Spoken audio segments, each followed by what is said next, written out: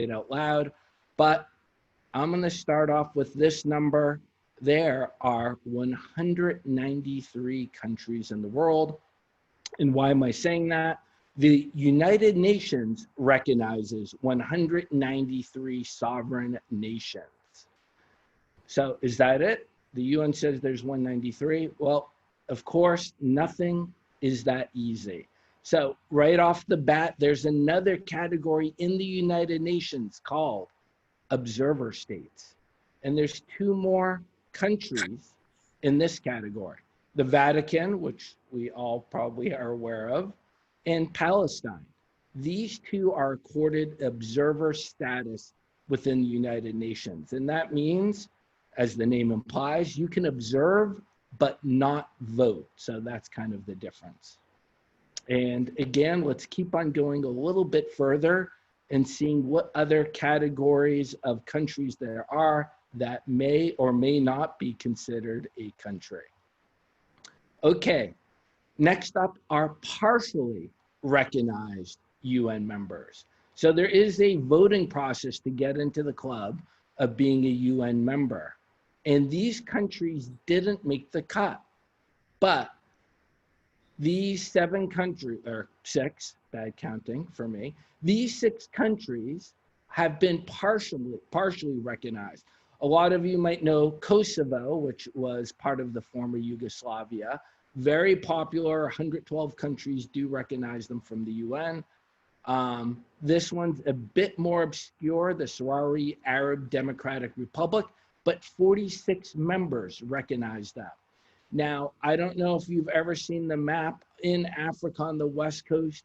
You have Morocco, and right below Morocco is something called Western Sahara, a big piece of land in between Mauritania and Morocco. That's where this country is located. Taiwan, another very well-known place. Only 14 UN countries recognize them. And now we're getting a bit more obscure. Abkhazia and South Ossetia used to be part of Georgia in the Caucasus, not the state. And these two areas of Georgia became quasi-independent after a very brief war between Russia and Georgia in 2008. So this game of recognition can be really political. So Abkhazia and South Ossetia, for all intents and purposes, became independent because of Russia's invasion of Georgia. And the other countries that recognize Abkhazia and South Ossetia are Russia's allies: Syria, Nicaragua, Venezuela. And Nauru, which is a tiny Pacific island nation of only like 20,000 people, received a check from Russia, in essence, for their vote. And last up in this category is Northern Cyprus, and it's only recognized by Turkey. So Northern Cyprus in the Eastern Mediterranean. So 6 countries in this category which have partial recognition by other UN members. But let's go a little further down the rabbit hole. So now we have 2 self-declared countries, and they're self-declared, but they look, taste, and feel like a country, meaning they have their own national anthems, their own flags, their own governments, their own armies. So they look and feel like a country, but no country in the world is Nistria. The only people that recognize them are So Artsakh used to be part of Azerbaijan, which is a neighbor of Armenia. When the Soviet Union fell apart, there was a war between Azerbaijan and Armenia, and the net result was Artsakh became independent. And Artsakh is a ethnically owned land by the Armenians, and it was statistically populated by Armenians, and this became an independent country after a ceasefire in that war. Transnistria used to be part of Moldova. Moldova used to be a Soviet republic, and again, when the Soviet Union fell apart in '91, there was a war, civil war. between the people of Transnistria and Moldova, and Transnistria became its own country, or at least they say they're their own country. There's another country which acts and feels like its own country. I'm sure you've heard of Somalia. It's on the Horn of Africa, but have you heard of Somaliland? No. Well, okay. Well, Somaliland is in Somalia, but they've declared themselves to be their own independent country as well. And when you go to visit Somaliland, which I was fortunate enough to visit, you need to apply for a visa. You get to the country, you'll see their flag, you'll see their army. They have their own democratically elected government. And they even have their own currency. Now, this is one of my favorite photos from my trip to Somaliland.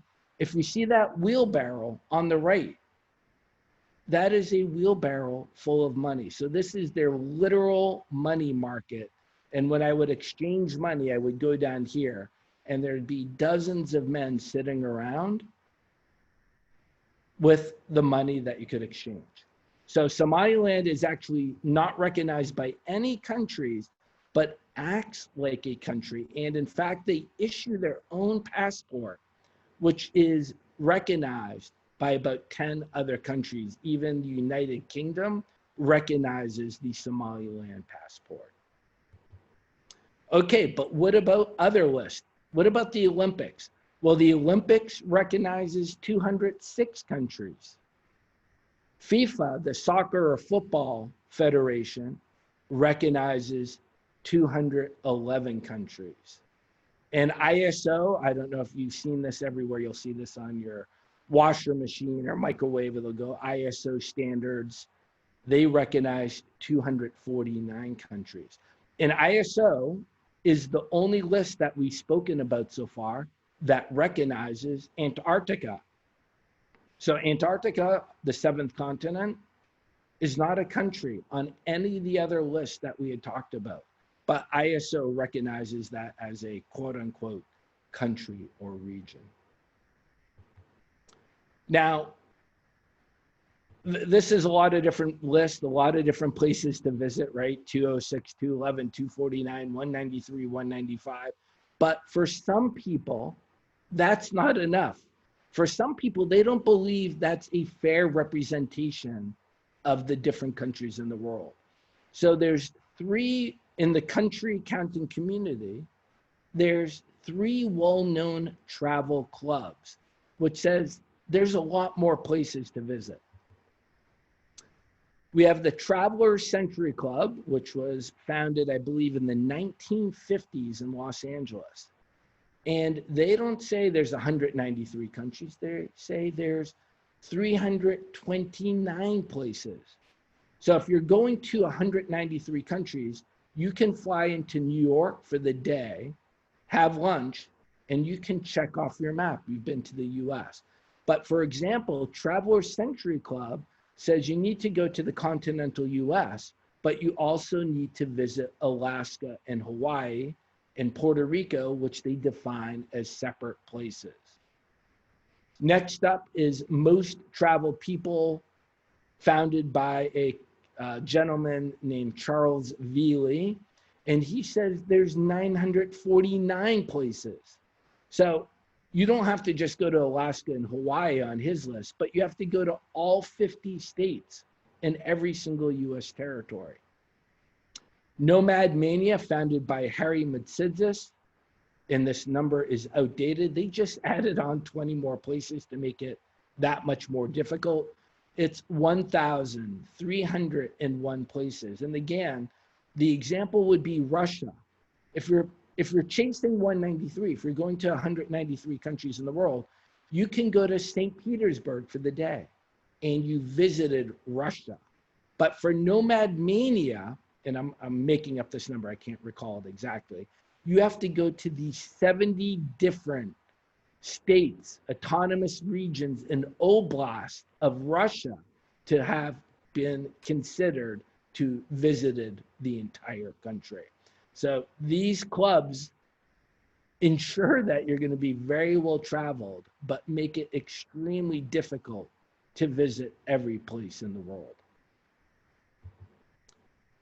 Well, we went through many different iterations of clubs and groups and categorizations, but I want to go a little further down the rabbit hole. I'm guessing you all recognize this lovely family from the United Kingdom, the royal family, the next generation. But I'm curious to know if you recognize these two people. I'll give you a hint. The guy in the glasses, that's me. But does anybody recognize the two gentlemen next to me? Well, they are also royalty, but their royal family is not as well known as Queen Elizabeth or Prince Charles, but they are princes from the Principality of Sealand. So if you see that red star and it says Sealand, that's the North Sea. And to the left in the green, that's England, the United Kingdom. And you can see Harwich there. Trivia, that's where the Mayflower left to go to America. But Sealand, for some, is considered an independent country. Have you heard of it? Do you know what it looks like? Let's take a look at what the Principality of Sealand looks like. There it is. So Prince James and Prince Liam, this is their kingdom. It's 13 miles off of England in the North Sea. What is it? This is a former military fortification from World War II that fought the Nazis. After the war, it was abandoned. And you saw Prince Liam and Prince James. This fort back in 1967 was claimed by their father, Prince Paddy Roy Bates. And that year, he claimed it as an independent sovereign nation. And if you look to the left of this platform, you're going to see the Sealand flag. They have their own national anthem. They print their own currency and stamps. When and if you are lucky enough to visit Sealand, you need to get a visa. So it's one of the most unique in the world. Now, one of the other neat or interesting things you can do, Sealand has an incredible cult following around the world. People are very passionate about this nation. You can actually become a lord or lady or a duke or duchess. Simply go to their website, bring your credit card, and you can become part of the royal family of the Principality of Sealand. So one of the most interesting places in the world, I was fortunate enough to visit last summer. They do not in general host tourists, but I was very lucky. Now, if this sounds like an amazing story, the history of Sealand, over 50 years of independence, it is. And I'm going to be back on the Nomadic Network, September 23rd, speaking to the author of this book, Sealand, the true story of the world's most stubborn micronation. So check back in on the 23rd to learn about this amazing history of this country. Okay, we're not done yet. Let's go a little further down. Does anybody recognize this flag? Anybody really into flags? I'm very bad with them personally, but I'd be curious to know if someone recognizes this. Well, the first time I saw it, I had no idea what it was, and I'm still a little confused today. So if you thought the Principality of Sealand was a little bit random, I want to give you one more example of this category known as micronations. And this, the flag, is from the Empire of Ostentasia. So look at that house in front of that car. You're going to see the flag outside of that window. So this family has said that this is their empire. but their empire is really only their house. But they've given themselves royal titles. They have their own flag. And again, you are able to come and visit this country. I've not been here, but my friend on the right, Johnny Blair, from the blog don'tstopliving.net, go check it out, is meeting Emperor Jonathan I at his kingdom. So again, is this a country? They have a flag, they have a visa, they have their own national anthem, etc., etc. So that's for eye of the beholder to decide what you exactly think this is. So what is the country? And I'm not going to really get into this, but there's no 100% black and white definition of what a country is. Montevideo Convention, signed in 1933, said 4 things: permanent population, defined territory, one government in power, and you have the ability to enter relations with other sovereign states. Another rule is the constitutive theory, and this one's a little bit simpler: must be recognized as sovereign by at least one other state. But me personally, I use the United Nations as a benchmark. And how do you become part of the UN? First, you have to be voted in by the Security Council. There's 5 permanent members that you need to get a vote from all 5 members. There's rotating non-permanent members, and you need to get, I believe, half of their votes as well.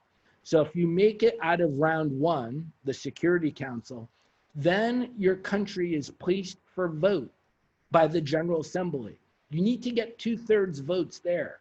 So countries like Kosovo or Taiwan were unable to pass this gauntlet and hence are only partially recognized. 1945, the UN was created after World War II. There were 45 original members. Now remember, we're up to 193. Now, this is a quick look at some of the world's most recent countries. South Sudan was the most recent one to join this club within the United Nations. That was in 2011. Anybody have guesses of what the next country might be? Some people say Scotland. Some people say Bougainville. I won't talk about that, but you can Google Bougainville and you can see if you believe that might be the next new country. What counts as visiting a country? Do you have your own rule? When you go to visit a country, what's your rule? Some people say, I gotta sleep overnight. Some people simply say, I have to put my foot over the border.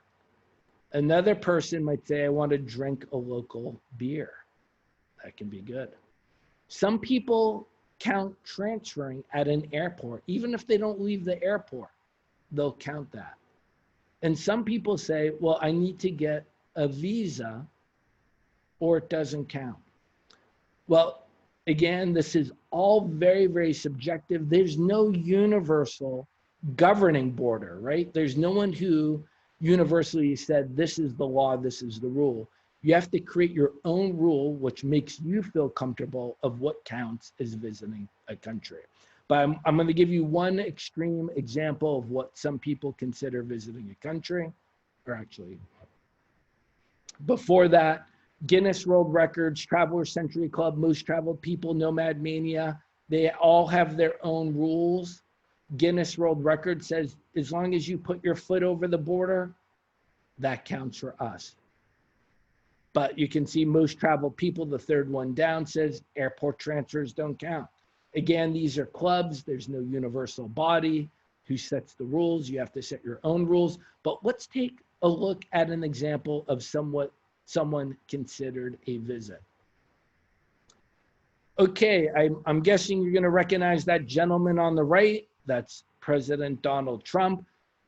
You might know that guy on the left. That is Chairman, I believe, Kim Jong-un, the leader of North Korea.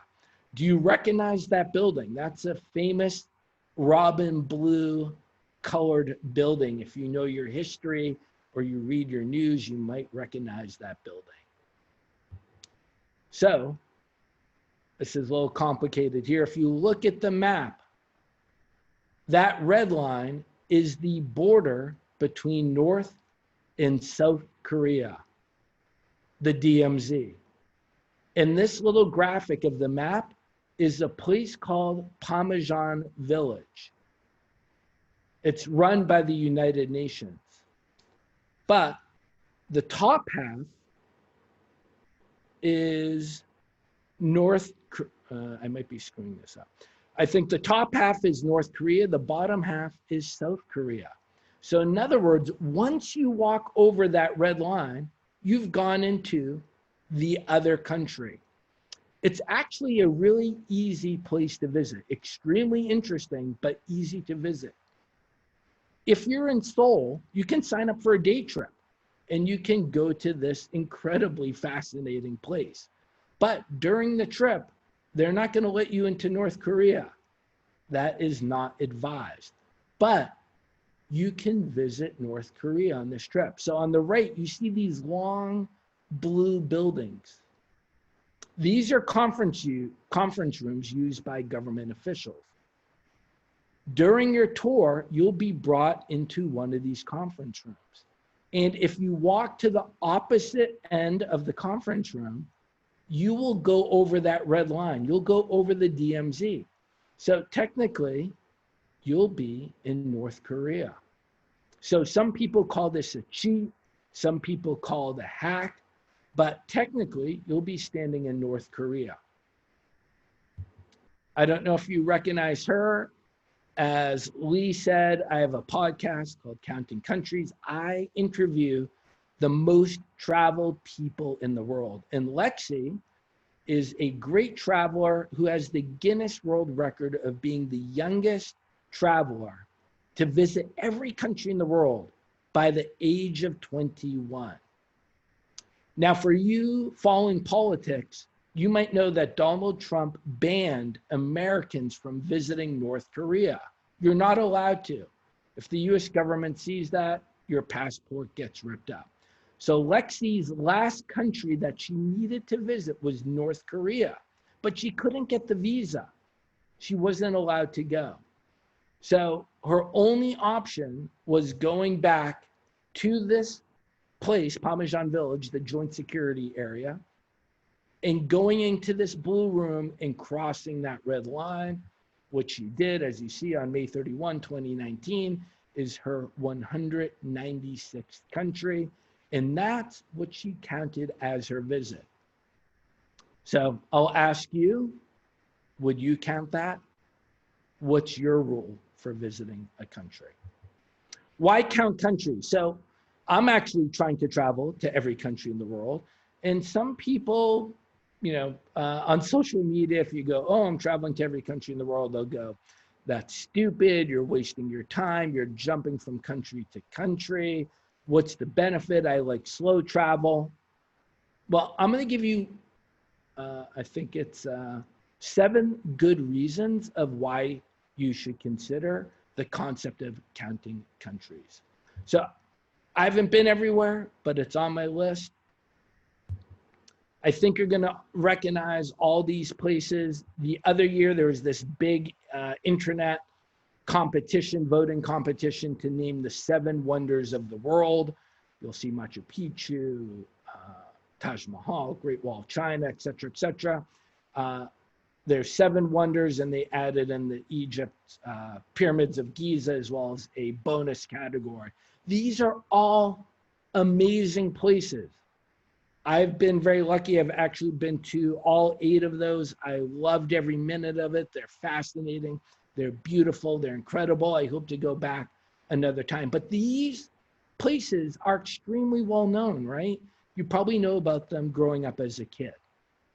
And when you go there, if you've been to any of them, you're also going to know there's thousands or tens of thousands of people there, which isn't the worst thing, but these places can be very crowded. What I've found personally is when I've traveled to every country in the world, this forces me to visit places I don't think I would have visited on my own if I was not on this quest. And by going to these other countries, I've seen some incredible things I would have never visited without being, quote unquote, forced to go there. So during quarantine here, I'm in Thailand. On my blog, I've been creating a series of my own 7 wonders of the world. And I'm going to give you an example of one, and it's called 7 Off the Beaten Path Wonders of the World. So just an example of going to places that you might not normally consider and seeing amazing things. So in Armenia, this is a cemetery of stone crosses called Kachkars. It's on Armenia's biggest lake called Lake Sevan. This is the biggest collection of these unique stone crosses in the world that only Armenians carve. They date back to the year 700 AD. So a beautiful, amazing place to see these this artwork of antiquities that is you're only able to see in Armenia. Next up, I did a trip to Afghanistan last year, and I went up north to the city Mazi Sharif, and I'd seen pictures of this shrine, of this mosque for years, but here I was given the opportunity to see this beautiful azure blue mosque in Afghanistan. Next up, I'm sure Myanmar, Burma, a fascinating, awesome country next to Thailand. Some of you might have heard of Bagan, which is a field of 2,000 plus temples in a field. But I went to Morocco, which is on the west end of Myanmar, very difficult to visit. And they have another series of temples from a former kingdom here, again, which I didn't know about until I started counting countries.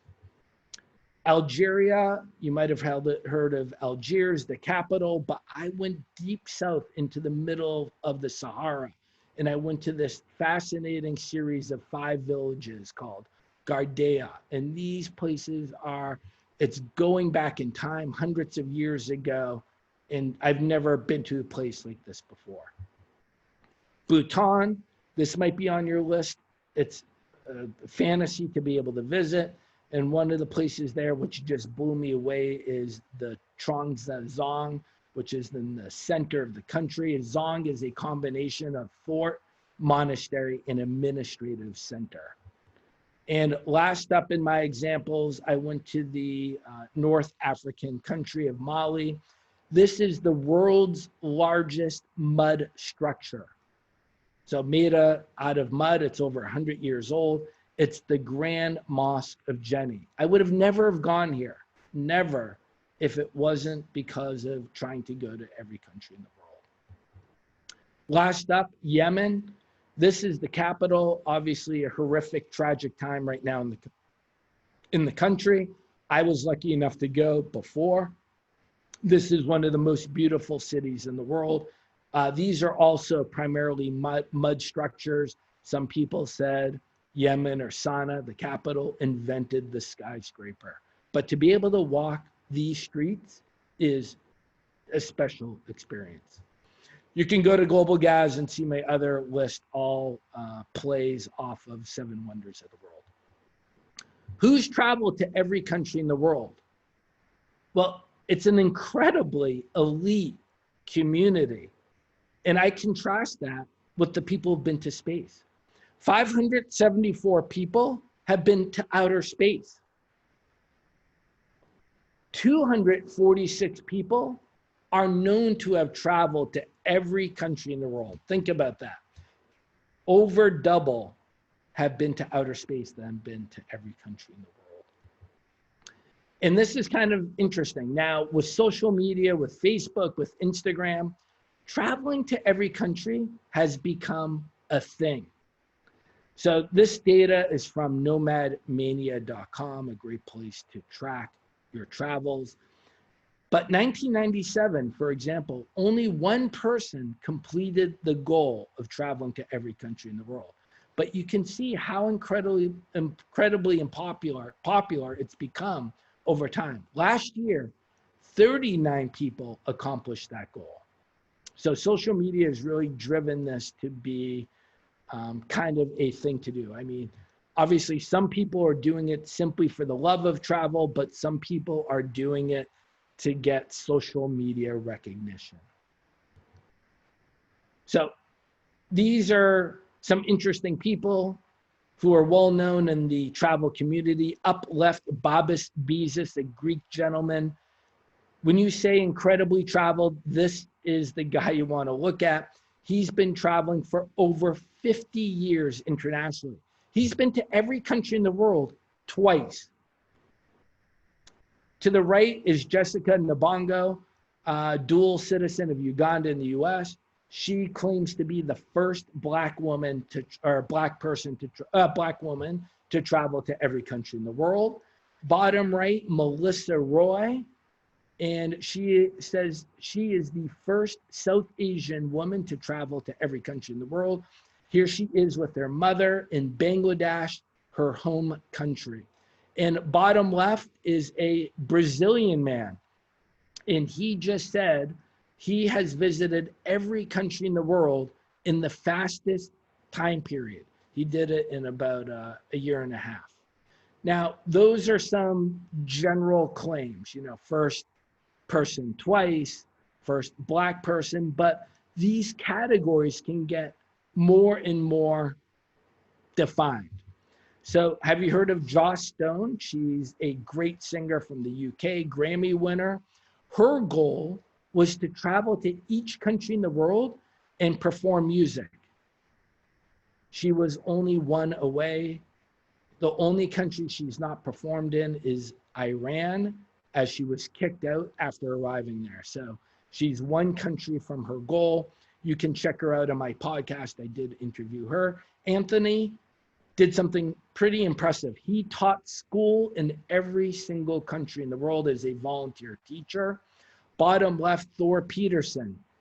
His goal, he hasn't done it yet, is to go to every country in the world, but not to use an airplane. Think about that. He left his home in 2013. He's at 185 countries. He's now stuck in Hong Kong. So he hasn't been home in 7 years. He's visited 185 countries. He's never been on an airplane. Bottom right, I believe it's Nick Burns, ran a marathon in every single country. And as you go deeper and deeper of people who want to be the first, this gentleman, his name is Ross, wants to be the first to play a bagpipe in every country. So good luck to him. I hope he makes it. All them extreme travelers counting countries. So I told you why you should consider counting countries. But my question is, it's not easy. It can be really challenging and very difficult. My question to you, are you willing to make the sacrifice? This is Sam Goodwin. He's from the US, and he recently finished all 193 countries. It wasn't easy for him because he spent 3 months in jail in Syria. As you might imagine, that's a pretty unpleasant and scary situation. What drove him? How did he get into jail? Well, he wanted to visit Syria, one of the 193 countries he had to visit. But due to politics, for a time, Syria was not issuing visas to Americans. So, in essence, Sam illegally entered Syria. He went in from Iraq into the northeast corner of Syria, which is under Kurdish control. But in short, he took a left when he should have taken a right. He ended up at a Syrian military checkpoint. They looked at his passport. He didn't have a Syrian visa, and he was jailed for 3 months until he was eventually released. He's well, he's safe, and he eventually finished his goal after this. One other example, a very well-known travel blogger, you might know Johnny Ward for One Step Forward. Yemen, as you know, civil war. The country over the last X years has sometimes been open, sometimes closed, very difficult to visit. So Johnny could not get into Yemen, but he thought of a workaround. There's an island called Socotra, which is part of Yemen, which is a couple of 100 miles off the coast. And this place, isolated, was not in civil war, so it was relatively safe to visit. But the challenge is, how do you get there?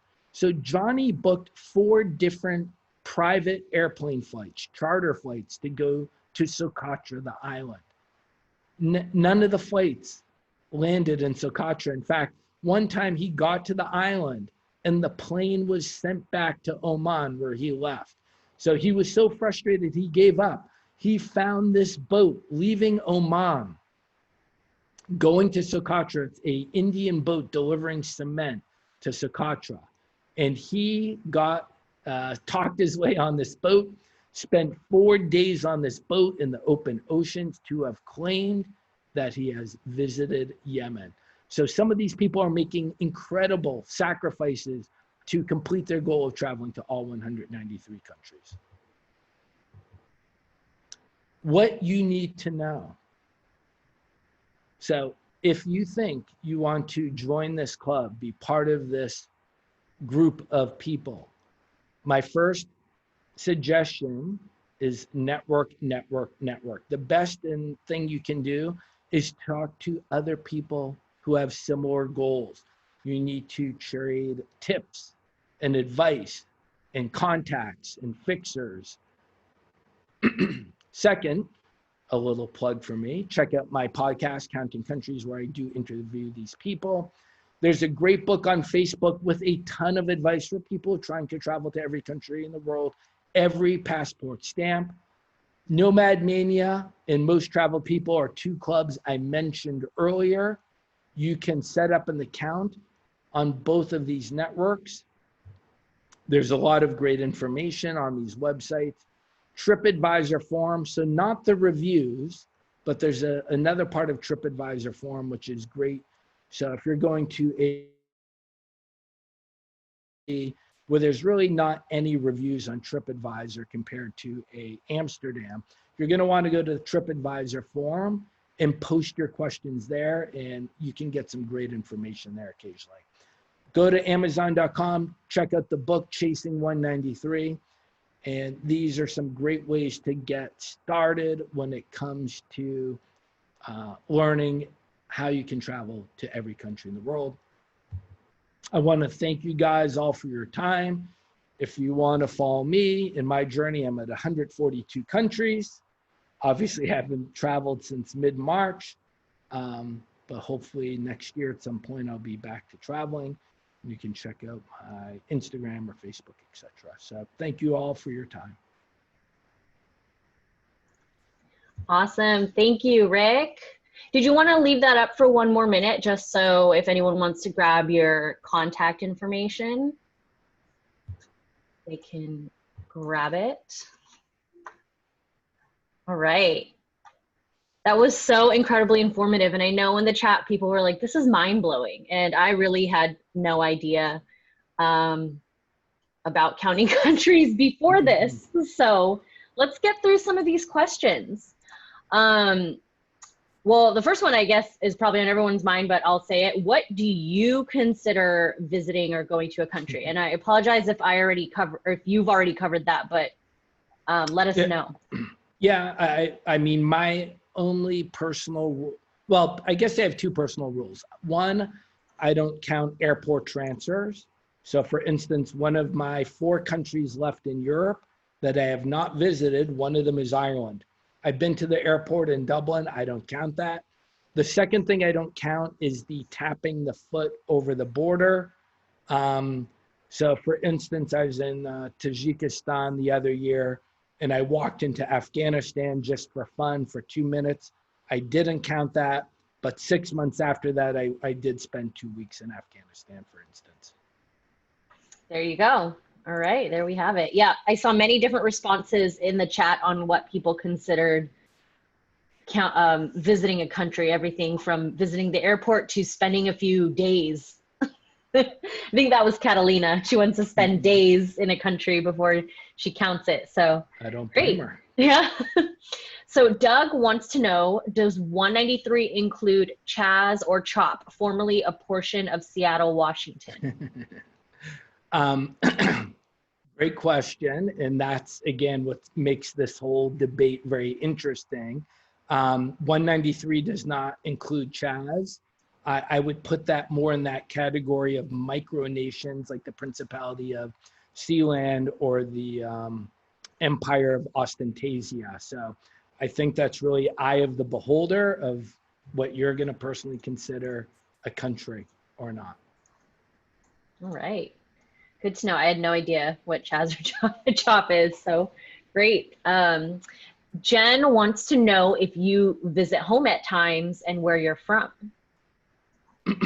Yeah, I'm originally from Boston, and I was just sharing with Lee before our conversation. Before this year, over the last probably 5 years, I would spend about 90 days in Bangkok, 60 days in Boston, and then 30 days in Chicago where I have a home.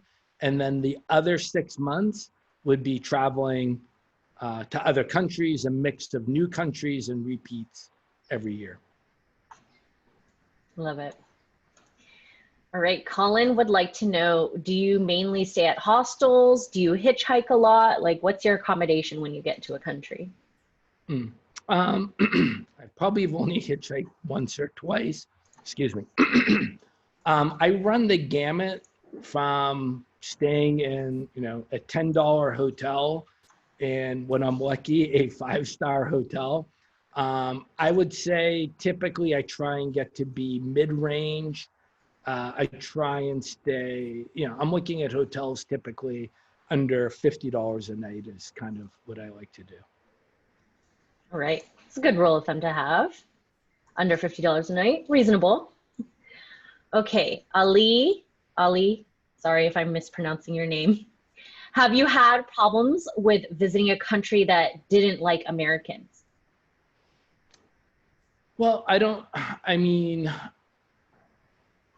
know if I have that specific problem for being American. I've been traveling long enough where I've traveled under Bush, Obama, and now Trump. And I'm sure a lot of people in this chat would agree it's a lot better traveling under Obama than either of Bush or Trump. They're just, in general, in most cases, not popular with a lot of foreigners in other countries. I mean, the reality is in many countries, I lie where I'm from. So if it's a quick meeting on the street, I might say I'm from Canada. And I remember one time, this was, pre-Arab Spring. And I was in a shared taxi going from Jordan to Damascus. And it's me and several Syrian guys in the car. And I had to pass out my passport to go through the border so they could see where I'm from. And the Syrian man, looks at me, sees my passport, and he goes, "We hate America." So that doesn't happen that often, but I can tell you that made for a very uncomfortable taxi ride with me and these 3 Syrian guys, with the guy saying, "We hate you." And that's not a great way to enter the country. But in short, I think most people would agree in this room is most people are good enough to separate the government from the people. And in general, there's been no major issues. Yep. I've come across where maybe they want to talk politics and maybe sometimes my views aren't the same as what's going on. But other than that, no general disdain, luckily. But that sounds like a scary line to hear in a taxi cab, to be honest. So Sarah would like to know, what languages do you speak, and how do you best learn some basics to get around? Yeah, well, obviously the go-to language is English, and then I speak what I would consider taxi Thai, where I can speak Thai for a good 15 minutes with my cab driver. And the same for Armenian. I'm ethnically Armenian, so those are my 2 half languages. Yeah, I mean, I love it. I mean, I'm sure everybody in this chat loves it. When you can say hello and thank you and how are you, I mean, that opens up doors. And I definitely try and learn a couple of words for each country, whether it's going to Google Translate before I go to that country and writing it down and trying to remember it, or, asking the guy at the hotel or the taxi driver how you say hello. So always an added bonus if you can pull that off. Absolutely. I agree with learning like please, thank you, where is, hello, just the basics enough. Yep. Great rules to remember for yourself. So Catalina wants to know if you know, what are some of the biggest challenges you've heard about from women that have traveled to all of the countries in the world? Yeah, I've interviewed a bunch of women for my podcast, and it's, they have a different, they definitely have a different experience than men, and it can be a lot of times a lot more challenging. So the street that I might walk down at midnight, is just not a great idea for a woman. So I think it's the typical things that you hear, that they have to take additional precautions, which the men don't, whether it's debate, where they might take an Uber over a taxi because there's an extra security layer in a ride share. They might stay at a bigger, well-known hotel than a small homestay or local hostel. They might travel with a friend. They will not go out on the street by themselves at 1 a.m., et cetera, et cetera. Yep, that makes sense. I think I keep those rules in my back pocket when I'm not trying to get to every country in the world, but just always Definitely looking out. Yep. So Colin would like to know, how do you strike a balance between your income and travel expenses? Yep. The balance is don't spend more than you make. Yes. I mean, that's all it comes down to is, I usually, back in 2019, I was finalizing, in essence, my whole travel schedule for 2020 of, the new countries I wanted to visit, the repeats, and I had to make a basic budget to make sure this is something I can pull off, and worked out and was reasonable. So it's all about budgeting, getting out that Excel spreadsheet and making sure it works and you stick within your budget. I do the things, two things. One, I do some travel hacking. I have a bunch of credit cards I'm always churning, so I'm using those points to defer cost. In addition, as a blogger, I work with brands in partnership. So in other words, when I went to Afghanistan, I worked with a company called Untamed Borders, who goes to challenging locations like Syria, Afghanistan, Yemen. I had a partnership with them, and they paid for my trip to go there. So that's been advantageous to save money doing the partnerships as well. I bet. Great. Do you know of any places that tried to become countries and were rejected? Yeah, well, you can look at that list of the partially recognized countries. All those countries want to be countries. Somaliland is another good example. So Somaliland is a de facto country, meaning technically the UN looks at Somaliland and believes it's simply Somalia. Somaliland functions as an independent country, as I said. They get their own visa, currency, government, army, flag, national anthem, and they have a diplomatic corps. And one of the biggest missions of the diplomatic corps of Somaliland is building relationships with countries around the world where they are asking them, please, please, please recognize us as an independent country. But these efforts can take years or generations. And, obviously it's all politics. It's all politics of how you have to convince the other players, the other countries, to please recognize us as a country. So all those countries at some level or the other are going through that. Okay. So if they issued their own passports from Somaliland and you're trying to get into a country that doesn't recognize that passport, are you just not allowed in? You have to fly back home, or how does that work? Yeah. Basically, anytime you go to the airport and you're doing international travel, the airlines have this database called Thematic. And Thematic has all the rules of what the visitor needs to abide by when they go to that new country. If the airline doesn't abide by those rules, the country will fine that airline.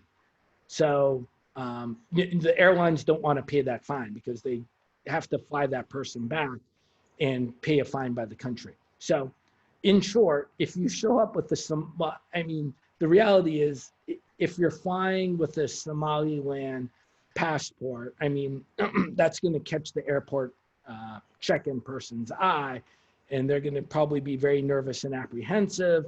They're going to look in the database and they're going to see only 7 countries recognize this passport. Are you going to that country? Yes or no? But otherwise, in general, you're not going to be able to get on that plane. Sure, that makes sense. And how do you spell that? Nomadic, you said? How do you spell that? Yep, I just typed it. Oh, perfect. Nomadic. Great, thank you. So we have 2 more questions here. Sarah wants to know, does faith ever come up when you're traveling, like your citizenship and politics have? My faith? Yeah, definitely. I would say it typically comes up when I'm visiting Muslim countries. So yeah, quite often when I'm in a Islamic country and I'm chatting up a local and having a conversation, it's not uncommon for them to, ask me if I'm Muslim, what they think about Muslims. Do I want to become a Muslim? So I would say that would be the place where that happens the most. Okay. All right, and last question we have here, Doug says, in your how to follow me slide, you reference accomplished travelers. Has the contemporary social media / Instagram era bred accomplishment, or instead like, hey, look at me, I crave your affirmation?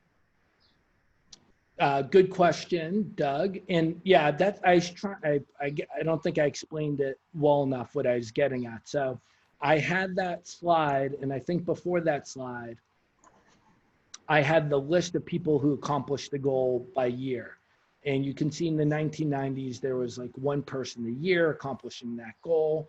And in 2019, I think it was 39 people accomplished the goal. So what I'm getting at here, as someone who is in the community and talks to a lot of these people and interviews them, is, and I'm making up this number, but I'm going to say it's 50-50. 50% of the people who are trying to travel to every country in the world are traveling for the sake of travel. They love travel. They want to explore these corners of each and every country. They don't have social media. They don't care who knows what they did. The other half have been created in essence out of social media. So again, 20 years ago, traveling to every country in the world was not a thing, so to speak. But in the last 10 years, it's become quite a thing to do. And yeah, there's some people who I think are traveling to every country in the world simply to say they've traveled to every country in the world. And, using social media as a platform to show off what they've accomplished. Yep, I see that. Going back to that country, what counts as visiting a country, there is a fierce debate within the community of people who travel the right way and people who travel the wrong way. And of course, there's no right or wrong answer. You travel the way that you love and that you're comfortable with. But the accusation said by many is these people don't travel the right way. These people are the people that will go to 8 countries in 12 days. So the people who do more slow travel, so to speak, and spend a week or 2 weeks or a month in the country will look down upon this group of people that will bang out 8 countries in 12 days and go, that's not real travel. You didn't go to these 5 places in that country. How can you say that you've been there? And then the other person who's doing the fast travel will go, how can you say I've not been here? I had a local meal. I got a massage in the hammam. I had a great falafel meal and I spoke to these 10 locals and I went out to this park. So again, You got to do what you like to do. Absolutely. And I think banging out 8 countries in 12 days is a lot different from passing through the airport, if I'm being honest and offering my opinion. So it's, different strokes for different folks. I know I do want to take one more question. Do you have like 2 more minutes, Rick? We got 5 more minutes. Okay, perfect. Because Milena asked a great question. What is the greatest challenge you have faced when visiting those countries that aren't commonly visited? For example, access to clean water and electricity and whatnot. Yeah. I mean, water's never been a issue for me. So I went to Tajikistan the other year, and I drove the Pamir Highway, and this is a really remote, undeveloped region of the world. I forget, I bought one of those water straws. A life straw? Yeah, thank you. So I brought that. The reality is I never needed it. I mean, no matter what, you were still able to buy the bottle of water. So I'm going to say one of the bigger challenges is lack of information. So I'll give the example of Democratic Republic of Congo, DRC. I went to visit last year or 2 years ago. DRC is this humongous country. It's like 80 million people. It's humongous. It's diverse. It's extremely poor. And during my visit, I mean, again, it's a big country, but during the visit, there was civil unrest. So in other words, fighting and shooting and killing. And there was also an Ebola breakout. So when you're planning a trip, that's not very fortuitous time to be going. And then you go to TripAdvisor, and I'm making up these numbers. I don't have them offhand. But if you go to Amsterdam, there's 1.3 million reviews on Amsterdam for hotels, restaurants, and things to visit. When you go to DRC and TripAdvisor, it's 272. So in other words, there's so many little visitors and there's such a lack of information. So again, DRC, Ebola breakout, civil unrest, but same thing. If you're in America and there's civil unrest in LA, are you going to cancel your trip to New York City? Probably not, because New York could be completely safe. So again, DRC is humongous. So now I have to figure out the area where I'm going, what's the situation there? I mentioned TripAdvisor forum. I started going in there because again, there's just no reviews on TripAdvisor to utilize. So I go TripAdvisor forum and I go back and I read 2 years of chat room comments. And then I find this guy's name. It was a German guy, Carlos, who owned a hotel where I was visiting. Then I find his email, and then I think he got a little irritated with me. But for a month, I emailed this guy, and I started picking his brains. He lived in this region, Bukavu, for over 20 or 30 years. So in other words, he had all of the information I needed. And then I went to talk to a couple of my friends who are from Every Passport Stamp, the Facebook group. I got some information from them. So you want to find people who visited recently because you want the most recent information, which is going to be the most accurate, which will provide for a safe visit to that place or country. Sure, makes sense. It sounds like good, deep research to me. Well, thank you so much, Rick, for all of your knowledge. Thank you, everyone, for staying and dropping your questions into the chat. You can, reach Rick at his website, globalgaz.com. Make sure to check out his podcast, Counting Countries. You can also find that on his website. And before you guys get out of here, I'm just going to share a few more things. This will take like 2 seconds. These are our events for the next week. So you'll see the first 3 were this week. Next week, we have Cuba being presented by Talek on Tuesday. Steven's coming back for round 2, moving to France. Ask Me Anything on Wednesday. And Ava, who is in this chat right now, she's going to tell us what it's like to teach English and live in South Korea and be a general boss. So as you guys know, these community events for the Nomadic Network, they are free, and we love providing them for you guys. Everyone has been hit hard by COVID-19, but if we do have a Patreon that you can come and support the Nomadic Network and Nomadic Matt's vision. Within this exclusive community, you can get replays, personal stories.